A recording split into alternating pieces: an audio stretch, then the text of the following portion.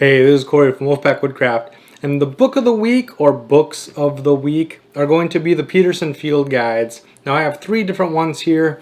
I actually filmed these. I was going to have one for each week, and when I went to edit the videos, I realized that I essentially said the exact same thing in all 3 videos. And so even though it's going to ruin my upload schedule, I'm going to put them all in one video so that you guys don't have to sit and listen to me say the same thing 3 weeks in a row. And the books that I have are the Peterson Field Guide, Edible Wild Plants. Now this one is for Eastern and Central North America. They are region dependent, so depending on where you live, you might need to get a different version of the book.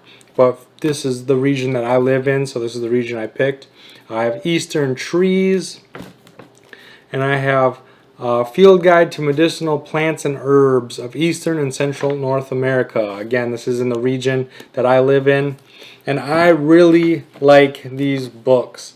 Now, I don't use them the way that typical people use them. What I like to do is I like to research a plant before I use this. And so typically what a normal person would do is they would go out into the woods, see a plant, and they would look it up and determine whether it was edible or medicinal, and they would look it up right there on the spot. But I don't do that. I like to research a plant, and so let's say that I'm researching cattail, okay?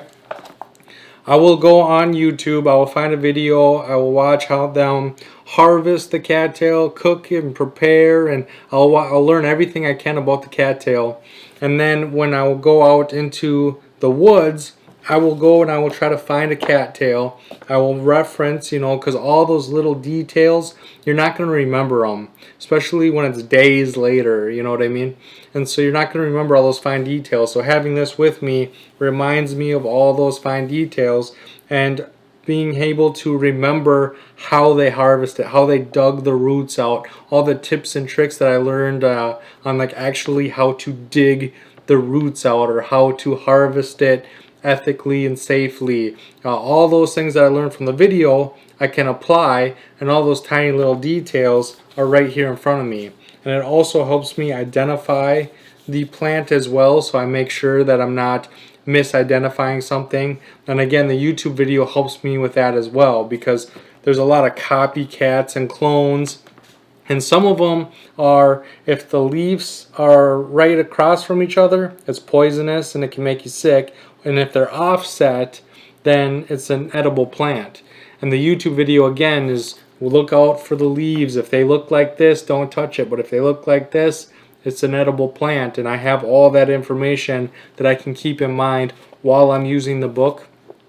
Another really good example of that is with the trees, because trees are really nice to be able to identify because you can identify them year-round. I live in Minnesota, so in the middle of winter when everything's covered in snow, these 2 books don't really help me that much because everything is dead, everything is frozen, everything's covered in a foot of snow, so I can't really utilize these books.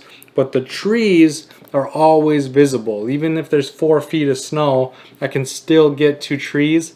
The problem is if you, let's say you identify an elm tree, if you don't know how to harvest the bark and twist it into rope, it really doesn't do you any good that you can identify it. And it really doesn't even do you any good that you can identify it and you know that you can use the bark to make different ropes and things. You know what I mean? If you don't know how to do it, there's really no point in even trying, you know what I mean?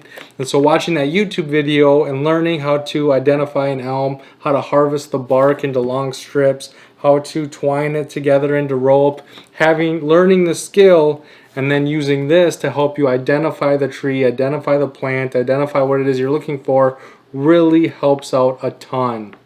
Now, one of the things that I want to mention is in the medicinal plants, all the pictures are colored.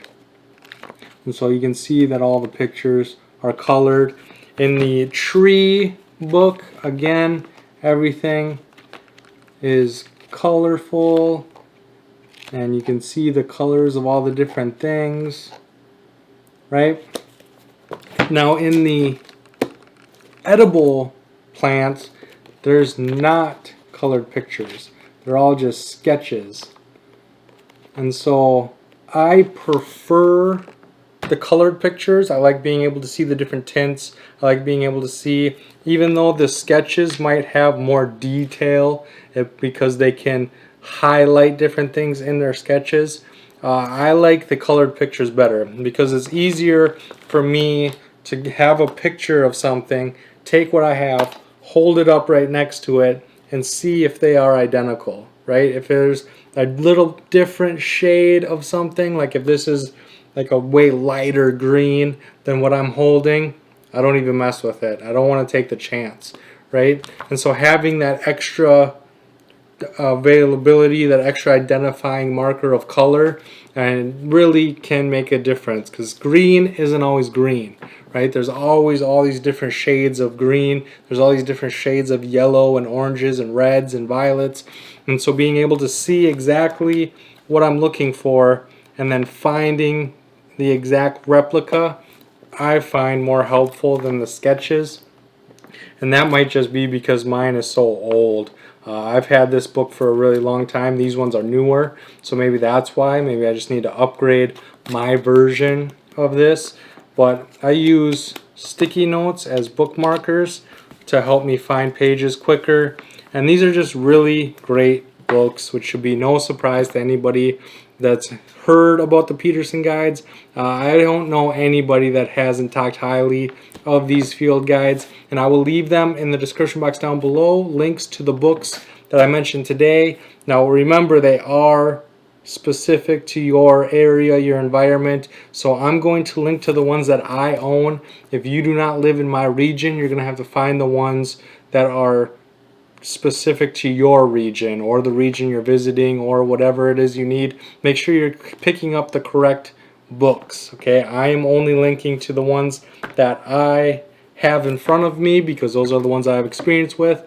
But by clicking on the links and buying literally whatever you want, you still help out the channel. You still really help me out tremendously, and I can't thank you all enough for using those links, and I can't wait to see you on my next video.